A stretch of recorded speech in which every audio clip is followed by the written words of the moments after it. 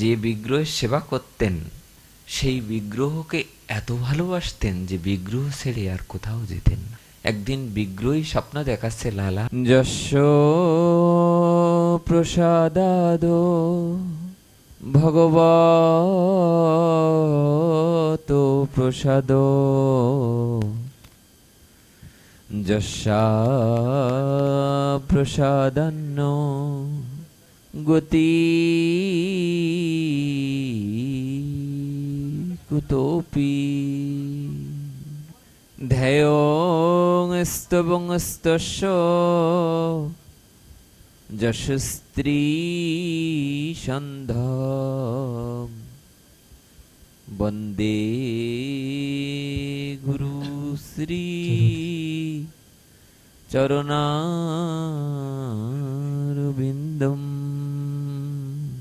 সংসার দাবানল লীড়লোক ত্রাণায় কারুণ্য ঘনা ঘনতম প্রাপ্তস্য কল্যাণ গুণার্ণবস্য বন্দে গুরু শ্রী চরণারবিন্দম। হে কৃষ্ণ করুণা সিন্ধু দীনবন্ধু জগৎপতি গোপীশ গোপীকান্ত রাধাকান্ত নমস্তুতে। তপ্ত কাঞ্চন গৌরাঙ্গী রাধে বৃন্দাবনেশ্বরী বিশ্বভানুসুতে দেবী প্রণমামি হরিপ্রিয়ে। বাঞ্ছা কল্পতরুভ্যশ্চ কৃপা সিন্ধুভ্য এব চ পতিতানাং পাবনেভ্যো বৈষ্ণবেভ্যো নমো নমঃ। জয় রূপ সনাতন ভট্ট রঘুনাথ শ্রীজীব গোপাল ভট্ট দাস রঘুনাথ। এই ছয় গোসার করি চরণ বন্দন যাহা হইতে বিঘ্ন নাশ হয় অভীষ্ট পূরণ। এই ছয় গোসাই যবে ব্রজে করলেন বাস রাধা কৃষ্ণের নিত্য লীলা করিলা প্রকাশ। আজানুলম্বিত ভুজৌ কনকাবদাত সংকীর্তনৈক পিতর কমলায়তাক্ষ বিশ্বম্বর দ্বিজবর যুগধর্মপাল বন্দে জগৎ প্রিয় কর করুণায় অবতার। যুগায়িতং নিমেষেন চক্ষুষা প্রবৃষয়িতং শূন্যায়িতং জগৎসর্বং গোবিন্দ বিরহে নমো। চেতদর্পণমর্জনম ভবমহাদাবাগ্নি নির্বাপনম শ্রেयो কৈরব চন্দ্রিকা বিতরণম বিদ্যাবধূ জীবনম আনন্দাম্বুধিবর্ধনম প্রতিপদং পূর্ণমৃতস্বাদনম সর্বাত্মসনপনম পরং বিজয়তে শ্রীকৃষ্ণ সংকীর্তনম। নাম নামকারী বহুধা নিজ সর্বশক্তি স্তত্রার্পিতা। নিয়মিত শরণেন কালো এতাদৃশি তব কৃপা ভগবন মমপি দুর্দৈবমীদৃশমিহাজনী নানুরাগো। নমো বৃন্দাবৈ তুলসী দেব্যৈ প্রিয়াবৈ কেশবস্য চ কৃষ্ণ ভক্তি প্রদে দেবী সত্যবত্যৈ নমো নমঃ। জয় জয় গৌরাঙ্গ জয় নিত্যানন্দ জয় অদ্বৈত চন্দ্র জয় গৌর ভক্তবৃন্দ। দুর্গমে পতিমে অন্ধস্য স্খলদো পাদগতির্মুহু সকৃপা যষ্টিদানেন সন্তু সন্তু অবলম্বনম। জয় শ্রীকৃষ্ণ চৈতন্য প্রভু নিত্যানন্দ শ্রী অদ্বৈত গদাধর শিবাসাদি জয় গৌর ভক্তবৃন্দ। হরে কৃষ্ণ কৃষ্ণ কৃষ্ণ হরে হরে হরে রাম রাম রাম হরে হরে। নিতাই গৌর সীতানাথ প্রীতি প্রেমানন্দে গৌর হরি হরি বল হরি বল। বাড়ির কাছে শশী পিসির ছেলে নিমাইকে চিনলে না, আর নিজে অন্য ধর্ম গ্রহণ করার অভিলাষ। নিজে জ্ঞান মার্গী হয়েছ, যদি পারো একবার গৌর বলে কেঁদে দেখো। ভাই তখন চিঠিতে লিখেছিলেন, দাদা আমি আপনাকে অত্যন্ত শ্রদ্ধা করি, নিশ্চয় আপনি আমার অমঙ্গল চান না, তাই আপনি গৌরাঙ্গ মহাপ্রভুকে জানবার জন্যে বলেছেন। তা আপনি যখন আমাকে বলেছেন, আমি একবার জানতে চাই সে গৌরাঙ্গ মহাপ্রভু কে, তা আমার কি করতে হবে বলেন। দাদা চিঠি লিখেছে, ভাই একেবারে অন্তর দিয়ে, ভাই শচী পিসির ছেলে গৌর নবদ্বীপের গোরা, যদি তাকে জানতে হয় তাহলে তুমি বটতলায় যাবে। বটতলার যে বাজারটা, ওই বাজারে প্রেম ভক্তি চন্দ্রিকা গ্রন্থ আছে, 2 পয়সা দিয়ে ওই গ্রন্থ কিনবে, কিনে এনে পড়বে, গৌরাঙ্গ বলিতে হবে ফুলবসরী। সেই প্রেম ভক্তির মহারাজ নরোত্তম ঠাকুরের একটি পদ আমরা গেয়ে পাঠ শুরু আরম্ভ করতে চাই। আপনারা যদি, যিনি শিশির কুমার ঘোষকে বললেন, ভাই তুমি শচী পিসির ছেলে, পিসিমা বলে ডাকতেন উনি, শচী মাতা ওনার পিসিমা বলে ডাকতেন, তা বলে শচী পিসির ছেলে নিমাইকে চিনলে না। আমরা এক একটি পদ গাইছি, আপনারা পেছন পেছন আস্বাদন করুন এবং মনে মনে গাইতে চাইলে আপনারা গাইতে পারবেন। রাধা কৃষ্ণ প্রাণ যুগল কিশোর, রাধা কৃষ্ণ প্রাণ মোর যুগল কিশোর।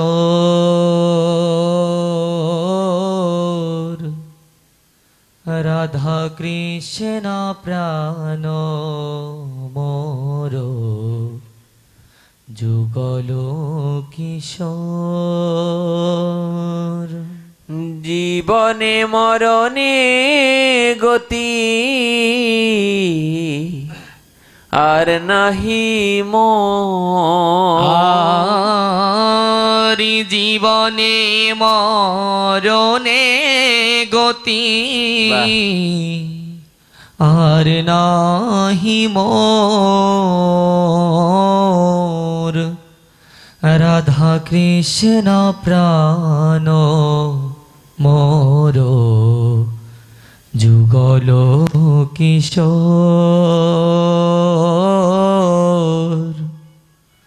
রাধা কৃষ্ণ প্রাণ মোর যুগল কিশোর। যদি পারা যায় সকালবেলায় কীর্তনটা নিজে নিজে গাবেন, আপনি দেখবেন ঠিক যেমন ভাবে মহাত্মা শিশির কুমার ঘোষ মহাপ্রভুর অনবদ্য ভক্ত হয়ে গিয়েছিলেন, একেবারেই এমন ভক্ত হয়ে গেছিলেন যে তিনি গৌর বিনা আন জানতেন না। আপনিও প্রতিদিন সকালে যদি দুটো লাইন গান, আপনার ভিতরেও একটি ভক্তি ভাব আসবে। কালিন্দির কুলে কেলি কদম্বের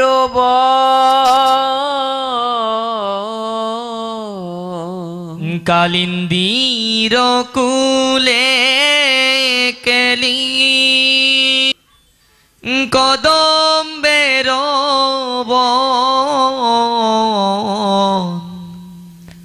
রতন বেদির উপর বসাবো দুজন, রতন বেদির উপর বসাব দুজন, রাধা কৃষ্ণ প্রাণ মোর যুগল কিশোর, রাধা কৃষ্ণ প্রাণ মোর যুগল কিশোর।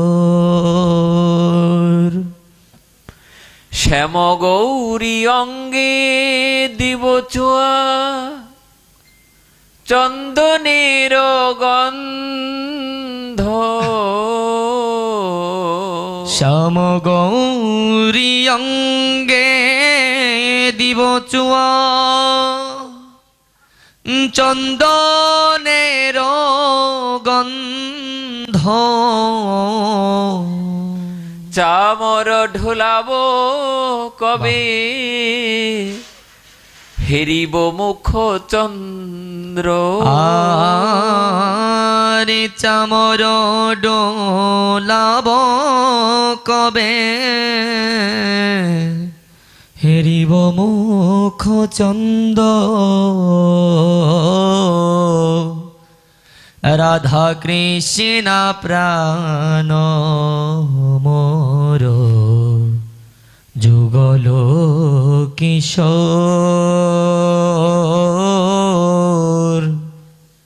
রাধা কৃষ্ণ প্রাণ মোর যুগল কিশোর।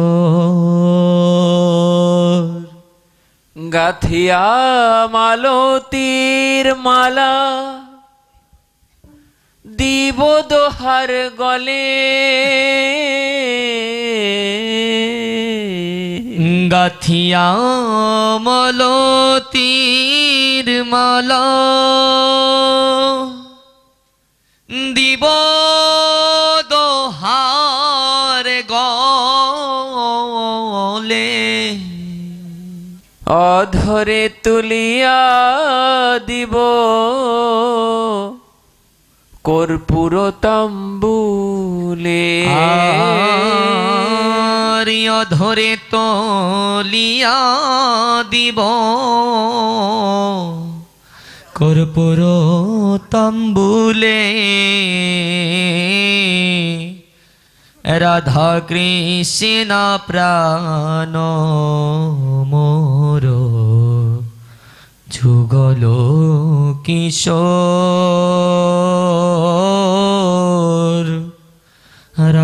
কৃষ্ণ প্রাণ মোর যুগল কিশোর। আচ্ছা, যার অরিজিনাল ভাগ্য হয়েছে একেবারে রাধা মাধবীর বিগ্রহে মালা দেওয়া আর সাক্ষাৎ রাধা গোবিন্দের গলে মালা দেওয়া আলাদা কি? কিন্তু সেই শ্রদ্ধা ভক্তি আমাদের আশা কঠিন। লালাবাবু, আপনারা লালাবাবুর নাম শুনেছেন? গামছা পরে চলে গেছিলেন, তাই না? যার নাম ছিল কৃষ্ণচন্দ্র সিংহ। তা গৌড়ী ও বৈষ্ণব চরিত 2য় খণ্ডে উল্লেখ আছে যে লালাবাবু উনি যখন শ্রীধাম বৃন্দাবনে চলে গিয়েছিলেন, যে বিগ্রহের সেবা করতেন সেই বিগ্রহকে এত ভালোবাসতেন যে বিগ্রহ ছেড়ে আর কোথাও যেতেন না। একদিন বিগ্রহই স্বপ্ন দেখাচ্ছে, লালা সারা জীবন বিগ্রহেরই সেবা করে গেলি লালা, কোনদিন আমাকে ছেড়ে একটু গিরি গোবর্ধন পরিক্রমা কর না, কোনদিন আমাকে ছেড়ে যে রাধাকুণ্ডটা পরিক্রমা করো না। স্বপ্নের ঘরে লালাবাবু বললেন, মাধব তোমায় ছেড়ে আমার অন্য জায়গায় যেতে ইচ্ছা করে না, কারণ তুমি তো সাক্ষাৎ বিগ্রহ। মাধব বললেন, শোনো লালা, আমার চেয়েও সাক্ষাৎ আমার গিরি গোবর্ধন, আমার চেয়েও সাক্ষাৎ আমার রাধারানী রাধাকুণ্ড, আমার রূপ সনাতন। কত ক্লেশ, কত কষ্ট করে তারা বৃন্দাবনে, কত কুণ্ডাদি, কত তীর্থস্থানাদি তারা সৃষ্টি। তারা যদি না যেত বৃন্দাবনে, তারা যদি বৃন্দাবনে না যেত, তাহলে বৃন্দাবনের লুপ্ত তীর্থস্থান আদি কখনোই সৃষ্টি হতো না। সৃষ্টি ছিল, কিন্তু কি হতো না? এই 6 গোসাই যবে ব্রজে করলেন বাস, রাধা কৃষ্ণের নিত্য লীলা করিলা প্রকাশ। সবাই করুণা দৃষ্টি দিন। মহাপ্রভু বারংবার বলতেন পিরানি মাত্রে উদ্বেগ না দেওয়ার জন্যে, কাউকে কষ্ট না দেওয়ার জন্যে। এই জন্যে অবশ্যই যখন আমরা সাধু সঙ্গ হরি কথায় আসব, তখন নিজের হৃদয়কে মলিন থেকে শীতল করার চেষ্টা করতে হবে আমাদের। ওগো, হরি কথা শুনলে তোমার প্রেম হয়, আমার কেন হয় না? যে জন্য কথাটা আমি তুললাম, আমরা একটা পদ গাইছি যে রাধা কৃষ্ণ প্রাণমোর যুগল কিশোর কিশোর। এই জায়গায় আমি একটা সিদ্ধান্ত মনে হচ্ছে এই যে গাথিয়া মালতীর মালা দিব দোহার গলে, অধরে তুলিয়া দিব কর্পূর তাম্বুলে। যে পদটি নরোত্তম ঠাকুর মহাশয়, যিনি প্রেম ভক্তির মহারাজ, যিনি গেয়েছেন, তার এইখানে আমার মনে হয় যে কেউ যদি এই মালতীর মালা বা যে কোনো মালা ওই গলে তুলে দেয়, সে বিগ্রহেরই হোক আর সাক্ষাৎ হোক, কথাটি তাৎপর্য হলো এই যে লালাবাবু একদিন এই বিগ্রহ সেবা করতে করতে এই যখন স্বপ্নে দর্শন করালে, উনি যিনি সেবা করতেন দিন রাত, ওনাকে একদিন বলছে যে আমার হাতে একটু তুলো এনে দেও তো। তো দেখবে মৃত ব্যক্তির নাকের কাছে যদি কেউ তুলো ধরে কি হয়? তোলা কি নড়ে? বললেন, আমার গোবিন্দ মৃত না জীবিত, আমি আজ পরীক্ষা করবো। লালাবাবু নিয়ে যেই মাত্র তুলোটি গোবিন্দের নাকের কাছে, নাসিকার কাছে ধরলেন, সঙ্গে সঙ্গে তুলাটা নড়তে লাগলো। লালাবাবু দর্শন করে সেখানে চিৎকার করে করে কাঁদতে লাগলেন, মাধব, গোবিন্দ, আমার কত ভাগ্য যে তুমি নিঃশ্বাস নিচ্ছ, সেটাও আমার ভাগ্যে দর্শন হচ্ছে। তুমি নিঃশ্বাস নিচ্ছ আর আমার ভাগ্যে সেটা দর্শন হচ্ছে। ওগো বৈষ্ণব ভক্তগণ, নিজেকেই ঠকাচ্ছি, ভজন সাধন কিছুই নেই, হরিনামও নেই, নিরন্তর কুদৃষ্টি কুচিন্তা, তবুও যখন ভক্ত সঙ্গে সাধু সঙ্গে এসেছি, সকলের শ্রীচরণে এক নিবেদন, তোয়া পায়। আপনাদের শ্রীচরণে একটাই নিবেদন, লালাবাবু যেমন তুলোটা নিয়ে যেও গোবিন্দের নাসিকায় ধরছে, গোবিন্দ গ্রহণ করছে। ভক্ত সঙ্গে সকল ভক্তের শ্রীচরণে এই নিবেদন, আমরাও যেন সাধু সঙ্গ, হরি কথায়, গোবিন্দ দর্শন, স্পর্শ, প্রসাদাদি, এগুলোতে যেন কিছু অনুভূতি হয়, একটা গাঢ় অনুভূতি, একটা অনুভূতি যেন হয়, যেন সেবা দেয়ার মন তৈরি হয়। গাথিয়া মালতীর মালা দিব দোহার গলে, গাথিয়া মালতীর মালা, বাহ বাহ, দিব দোহার গলে, অধরে তুলিয়া দিব কর্পূর তাম্বুলে, আর ধরে তলিয়া দিব কর্পূর তাম্বুলে,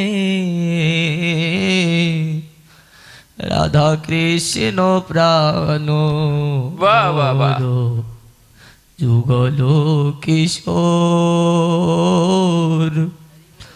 রাধা কৃষ্ণ প্রাণ মোর যুগল কিশোর। আমি এর আগে প্রেমাশ্রু দেখেছি, আমি আমাদের যুধিষ্ঠির দা, আমাদের গোপালদার চোখে, কিন্তু আমি আজ ভাগ্নের চোখে জল দেখছি। একটা জিনিস কি জানো, আগেরকার দিনে সরকারি কল বসিয়ে দিত গ্রামে গ্রামে, জানো তো? মানুষ তো কিনতে পারতো না, টাকার অভাবে, তখনকার সময় মানুষের অভাব ছিল। আজ থেকে 30, 40, 50 বছর আগে মানুষের খুব অভাব। তা সরকার যখন কল বসিয়ে দিত, তখন মেঝেটা পাকা করে দিত।